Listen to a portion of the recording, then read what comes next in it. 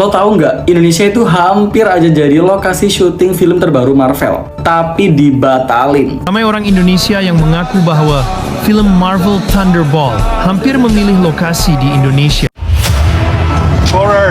At the beginning, Jake asked me, "Do you like heights?" I was like, Malaysia sekali lagi menjadi tumpuan dunia dengan Menara Merdeka 118 dipilih sebagai lokasi penggambaran dalam sebuah filem terbitan Marvel Studios.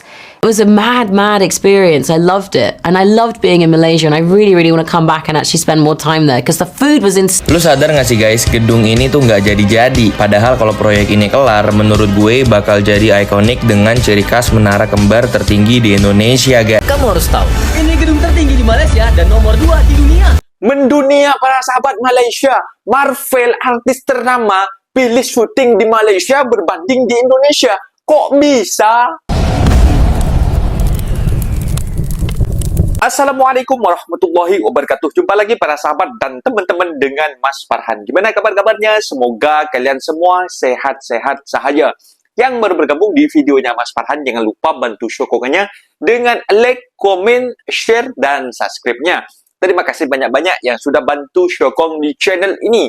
Semoga kalian semua dimurahkan rezekinya, dipanjangkan umurnya, dijauhkan dari malapetaka oleh Allah Subhanahu wa taala. Amin amin ya rabbal alamin. Oke para sahabat dan teman-teman, di video kali ini Mas Farhan akan ngebahas sebuah video yang sudah di-tag di TikTok Mas Farhan tentang film Marvel yang katanya mau tayang di Indonesia tapi gagal malah milih di Malaysia. Kok bisa? Padahal di Indonesia katanya kaya raya, kaya dari bangunannya, kaya dari infrastrukturnya, kaya dari alam juga para sahabat. Tapi itu hanya di dunia dongeng saja para sahabat. Ya maklum lah para sahabat, karena di sana korupsi masih belum teratasi, masih banyak, makin membengkak makin hari. Bahkan makan gratis yang hari katanya akan dilancarkan oleh Bapak Prabowo yang sempat disombongkan kemarin. Ada isu korupsi juga para sahabat, banyak dapur-dapur yang tutup karena tidak ada ininya yang dibayar para sahabat. Oke, lanjut ke berita selanjutnya. Yang ini para sahabat, Mas Farhan nengok itu yang di di tag di TikTok Mas Farhan, menengok sebuah video ini. Ternyata di Indonesia itu ada bangunan yang katanya akan menjadi pencakar langit. Tapi sampai sekarang belum siap-siap juga. Ada sih, katanya pembangunannya itu dari 2015 sampai sekarang tak siap-siap. Nanti akan saya sajikan di video yang kita akan reaction, kita simak sama-sama nanti ya para sahabat. Dan di sini para sahabat kita kembali kepada Marvel tadi ya. Itu film yang sangat bagus dan juga sutradaranya katanya hampir mau milih di Indonesia untuk tayang filmnya itu, untuk membuat untuk show, untuk video, untuk pembuatan videonya itu, untuk syutingnya akan dibuat di Indonesia katanya. Tapi dia memilih ke Malaysia di Tower Merdeka 118 yang kalau ada petir mesti kayak mau disambar itu dari saking ketinggiannya. Bahkan di Tower 118 itu menduduki paling tertinggi nomor 2 dinobatkan di dunia. Yang nomor 1 Burj Khalifah ya para sahabat di Dubai. Yang nomor 2 ya mestinya milik Malaysia lah, bukan milik Konoha macam itu. Oke lah para sahabat, kita simak sama-sama. Sebenarnya di Indonesia ada ya bangunan yang katanya akan mencakar langit, tapi tak siap-siap macam itu para sahabat. Kita simak sama-sama videonya seperti apa. Let's go.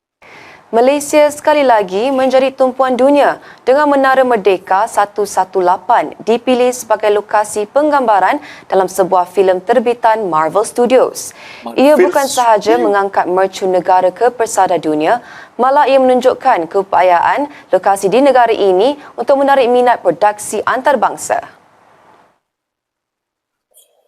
Kehadiran pasukan produksi antarabangsa itu ke Malaysia turut membuka peluang pekerjaan kepada ramai pekerja kreatif tempatan sekaligus menambah nilai promosi Malaysia di pentas global. Menara ikonik berketinggian 678.9 meter itu dirakam dalam salah satu babak debaran dalam filem terbitan Marvel Studios. Malahan ia menjadi trailer rasmi yang dimaknai di media sosial Marvel Studios memaparkan aksi pelakon Florence Pugh terjun dari menara berkenaan. Dalam pada itu, Ketua Pegawai Eksekutif Perbadanan Kemajuan Filem Nasional Malaysia (FINAS), Dato' Azmir Saifuddin Muttalib berkata, pemilihan Marvel Studios itu menjadi bukti potensi lokasi tempatan untuk projek bertaraf dunia. Selain menara itu, beberapa lokasi ikonik di Kuala Lumpur turut dipilih dalam penggambaran dijalankan selama 3 hari dan ia juga melibatkan ramai pelakon tambahan tempatan. Siapa sangka minat menonton drama Melayu serta mendengar radio tempatan menjadi rahsia senyap pelakon Andy Teh menembusi industri hiburan tanah air. Andy, 38 tahun, mengaku pernah disalah anggap oleh bapa sendiri. Kononnya sedang melayukan diri, namun itu semua demi tugas sebagai seorang pelakon yang kini aktif dalam industri hiburan Melayu. Andy berkata watak berlatar Melayu memerlukan pemahaman lebih mendalam terhadap bahasa dan budaya selain perlu menghayati setiap watak dan masuk ke jiwa untuk memberi lakonan berkesan. Dia mengaku kini lebih ramai rakan dalam kalangan orang Melayu meskipun dahulu bersekolah di sekolah kebangsaan dan tutur katanya sedikit pelat. Jelasnya, dia turut melakukan kajian mengenai Islam bagi menjayakan watak yang dibawa berkisahkan seorang lelaki Cina membesarkan anak angkat Melayu beragama Islam. It was a mad experience. I loved it. And I loved being in Malaysia, and I really want to come back and actually spend more time there because the food was insane. Marvel Studios Thunderbolts. Hey Florence, this is Aryan from Golden Screen Cinemas Malaysia. Hello! Nice to meet you. How you doing? Malaysia! Before I start the interview, I just wanted to say thank you so much for championing this stunt, going up to Kevin Feige, telling him it must be done. You've made Merdeka 118 even more iconic, so iconic that we decided it deserves its very own Thunderbolts character poster. No way! Alright, well, I just wanted to ask, how was it like jumping off the world's second tallest building and your overall experience filming in Malaysia? Oh my god, I had such an amazing time in Malaysia. We were there for only a few days and we rehearsed it on one day and then shot it on another day, and I'd been so gung-ho the whole shooting experience about like, oh yeah, we're gonna go up there and we're gonna jump off, and then when we finally got go ahead I was like, oh shit, now I need to process jumping off that building. And it was kind of just like looming in the background for such a long time, so much so that, you know, we shot it after principal production was done.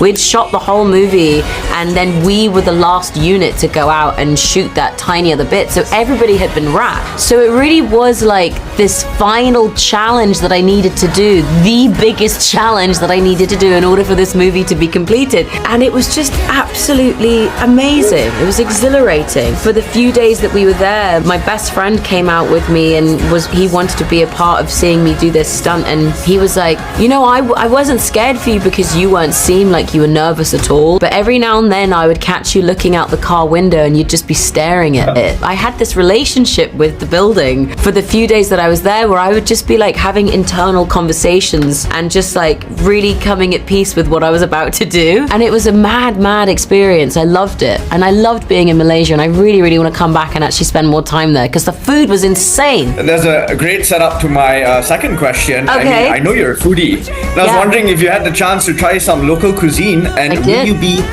making them in the next episode of Cooking with Flo? I'd need to learn some of the best dishes, but I will 100% try and do something on Cooking with Flo with a Malaysian dish. Yes, please. I mean, nasi lemak is probably up there, roti canai, just to name a few. Well, I thought Yelena's arc in this film was so profound. I mean, I've never seen a character go through this journey in a superhero film. I was wondering, what do you hope fans take away from Yelena's arc specifically? That it is totally okay and completely brave to ask for help, that there is nothing wrong with you and it's fine to feel however you're feeling inside, and that it's through us connecting with others and us opening up to others that we can truly begin to heal, and that's the beauty of this life. I have 1 minute left. All I just want to say is this is the best and cheapest therapy session I've had watching this film in IMAX. So thank you for that. Thank you. Yeah, thank you, Florence. Please come back to Malaysia. I would love to. It was so lovely to talk to you. All right. Well, Florence, take care. All the best for Thunderbolts. Thanks, darling. Thank you. Bye. Lo tahu nggak, Indonesia itu hampir aja jadi lokasi syuting film terbaru Marvel, tapi dibatalin. Tahu lah ya ini film apa? Tapi sebelum gue bahas lebih lanjut tentang ini, gue habis lihat reaction orang-orang yang udah nonton duluan film Thunderbolts di Indonesia. Dan gue juga udah baca review orang-orang yang udah nonton duluan film ini. Ternyata filmnya katanya bagus banget. Makin penasaran nih, gak sabar gue besok nonton film ini di bioskop. Ngelanjutin yang tadi ya, jadi gini, film Thunderbolts MCU itu seharusnya syuting di Indonesia, kata sutradaranya. Tapi tiba-tiba dipindahin ke Menara 118, menara kedua tertinggi di dunia, yang mana itu ada di Malaysia, Kuala Lumpur. Kenapa tuh kira-kira? Ternyata karena Kevin Feige pengen film Thunderbolts ini kelihatan serealistis mungkin. Makanya mereka mencari lokasi yang epic buat adegan gilanya Thunderbolts. Nah, Thunderbolts sendiri ceritanya tentang sekelompok pahlawan gagal kayak Winter Soldier, Yelena, Red Guardian, Ghost, Taskmaster, dan John Walker. Mereka ini dikumpulin untuk ngeberesin proyek eksperimen manusia super yang katanya kekuatannya bisa ngalahin Avengers. Yang bikin penasaran, di materi promonya mereka nulis The Avengers are not available. Buset, kemana tuh para Avengers sampai dunia harus ngandelin si Thunderbolts ini?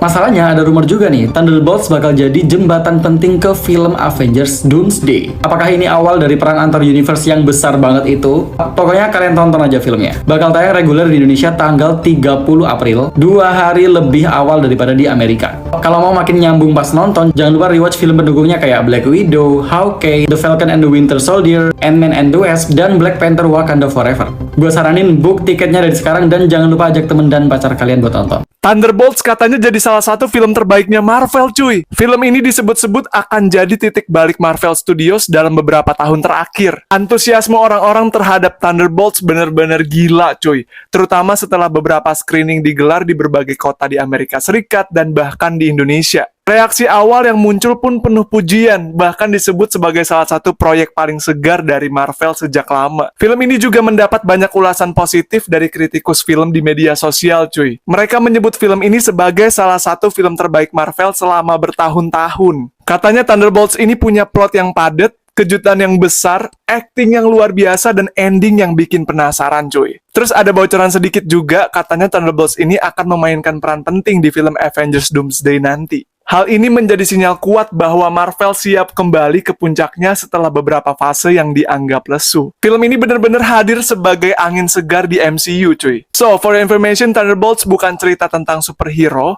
Film ini mengisahkan sekelompok tim anti-hero dengan kekuatan fisik masing-masing untuk memerangi penjahat.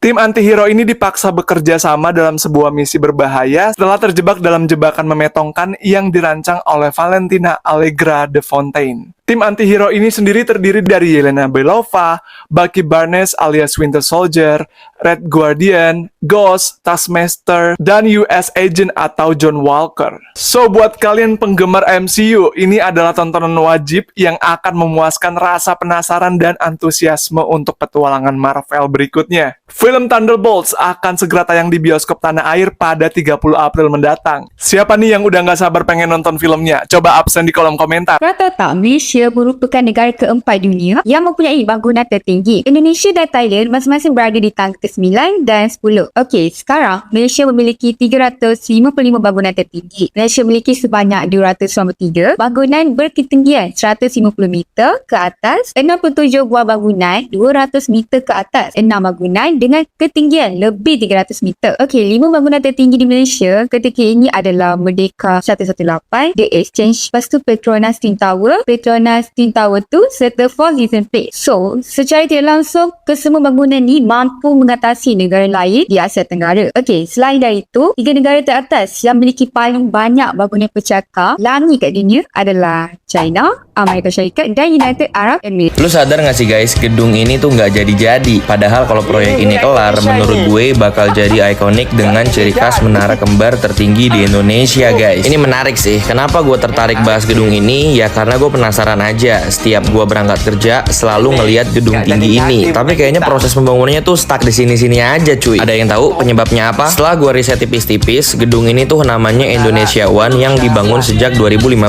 Terbukti kalau kita tarik mundur pakai Google Street View, ya emang proses pembangunannya emang gini-gini aja dan baru kelihatan pembangunan tuh tahun 2015, guys. Alasannya sih macem-macem sih, guys. Kalau gue cari tahu di beberapa berita, salah satu alasannya karena pandemi dan pemilik proyek masih dalam proses negosiasi terkait pemenuhan atas kewajiban utangnya, cuy. Aduh, sayang banget ya, guys. Gue sih berdoa gedung ini cepat selesai sih. Lokasinya strategis banget. Di depan gedung ini juga persis stasiun MRT Bundaran HI. Kurang apa lagi coba? By the way, kemarin gue baru sadar kalau lahan ini tuh dulu bekas mall yang tersambung langsung dengan Plaza Indonesia dan Grand Hyatt Jakarta. Ada yang tahu nama mallnya apa? Jangan lupa follow gue biar lu nggak ketinggalan update. Nah, itu dia para sahabat dan teman-teman video yang sudah kita simak bahwasanya di Indonesia memang ada bangunan yang katanya bangunan Indonesia 1 macam itu, Indonesia 1. Tapi sampai sekarang tak siap-siap. Sebelumnya katanya sutradaranya ini mau tayang, mau bikin filmnya itu di Indonesia sebelumnya. Tapi mungkin karena di Indonesia juga yang mengatakan sir manisir, yang mengatakan pemalakan oknum macam itu. Mungkin itu juga yang dipikirkan. Pentingnya kita harus memperbaiki, banyak belajar adab ke negara yang sudah maju macam itu para sahabat. Makanya banyak orang yang akan datang memberi sponsor kepada dunia, memperkenalkan kepada dunia. Seperti inilah, seperti Malaysia ini para sahabat, menjadi Windows kepada kita ya, menjadi cerminan kepada kita macam itu. Karena apa para sahabat?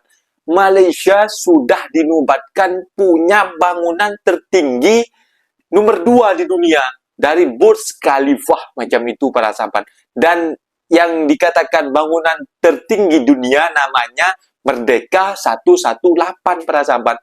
Jadi kita harus banyak berkaca-kaca diri lah. Kenapa negara kita ini tak ada bangunan semacam itu? Mungkin banyaknya para oknum-oknum dan juga banyaknya pemalakan macam itu.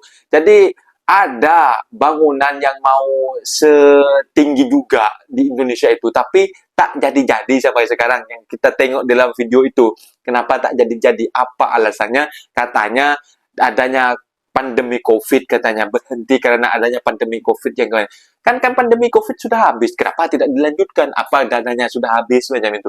Katanya juga ketika ditelusuri sama abangnya ada ada ketergantungan hutang katanya para sahabat. Dia harus bayar hutang mungkin ya. Semoga sajalah itu cepat siap juga dan Indonesia punya menara tak tertinggi juga macam itu. Dinobatkan nomor berapa masih belum tahu ya para sahabat, karena menaranya belum siap, bangunannya belum siap macam itu para sahabat. Jadi kenapa Indonesia itu tidak memilih kenapa Marvel itu tidak memilih Indonesia? Kita sudah tahu alasannya di situ ya para sahabat.